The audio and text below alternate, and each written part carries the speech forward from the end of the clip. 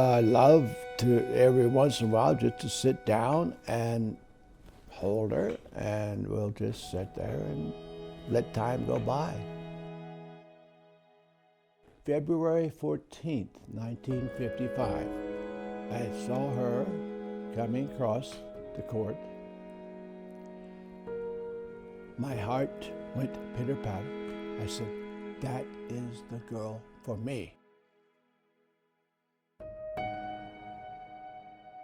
About 10, 12 years ago, lots of pain started developing in his neck, back. That kind of started the road to many surgeries.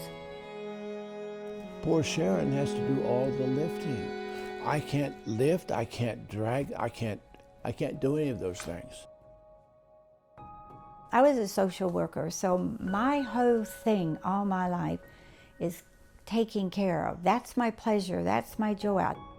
I really don't know what I would do if she was not around this house.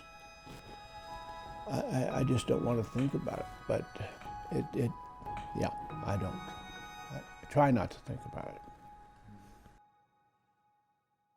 it. We live in the country, and it was a beautiful day, and I just decided that we would go for quite a walk. I ended up approaching my yard.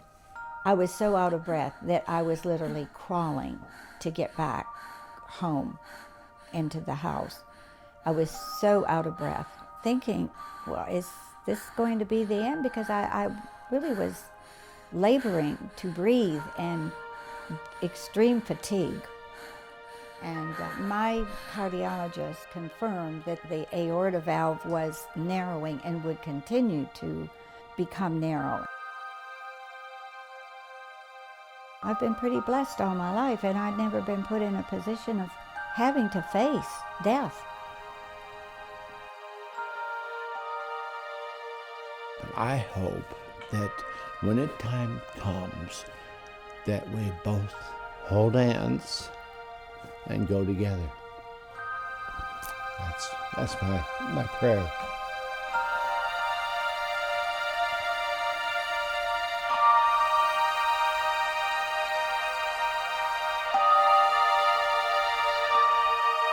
Well, when I first met Sharon, she was very reluctant to have open heart surgery.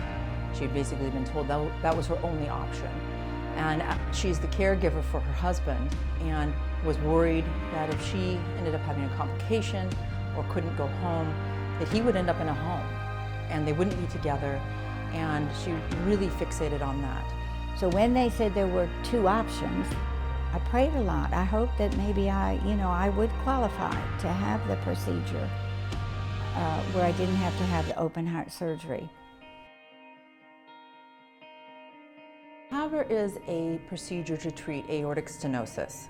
Now, aortic stenosis is tightening of the main outflow valve of the heart. The patient comes in, they're put in twilight sleep, so they're talking to us, but they don't remember. It's a small puncture in the groin. Everything is closed by the inside with a little device. We put a wire up inside of the heart, put a new valve in, push their old valve out of the way, and it just holds on by friction. We remove everything. They go to a step-down unit or a recovery unit. They don't even need to go to the intensive care unit, and they go home the next day. Once I learned that I qualified and I could have it, I was elated. I was humbled, and I was grateful. It was great that we could provide her something where she had a short hospitalization.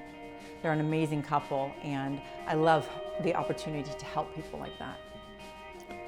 Well, I was so glad because it only lasted, I think, about 45 minutes.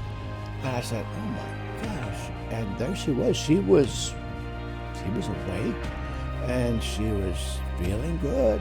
We held hands and we kissed and everything. It was just a great experience. The structural heart team is essential to individualized patient care. Utilizing many experts in their field, we're able to really focus on the best care for that particular patient. If Sharon had not survived and she'd had whatever,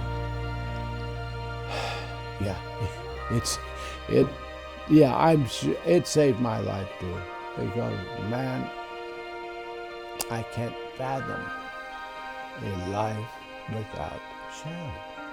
I really can't.